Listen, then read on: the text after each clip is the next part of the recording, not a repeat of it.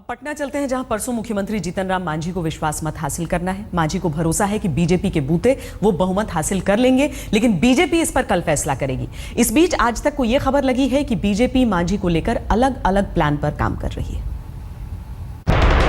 दोपहर बाद बिहार की मांझी सरकार के लिए पटना हाई कोर्ट से राहत की खबर आई कि सरकार नीतिगत फैसले ले सकती है। इससे मांझी को राहत तो मिली और इस बात से भी कि बीजेपी के 86 विधायक मांझी को समर्थन दे सकते हैं।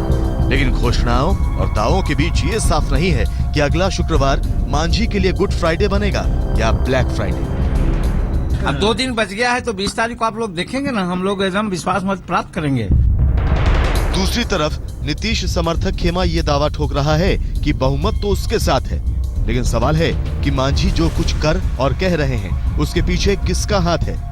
आज तक को मिली जानकारी के मुताबिक बिहार की मुख्य विपक्षी पार्टी बीजेपी मांझी के सहारे अपनी चुनावी नैया को भी पार लगाना चाहती है।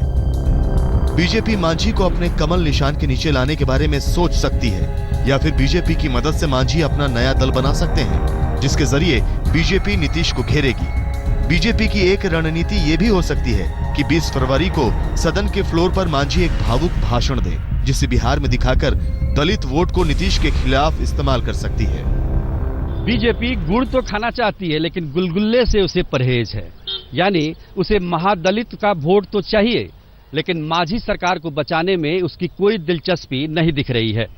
तभी तो अभी तक बीजेपी ने मांझी को समर्थन देने का कोई ऐलान नहीं किया है। मकसद साफ है कि मांझी की सरकार भी न बचे और बीजेपी का दलित प्रेम भी जग जाहिर हो।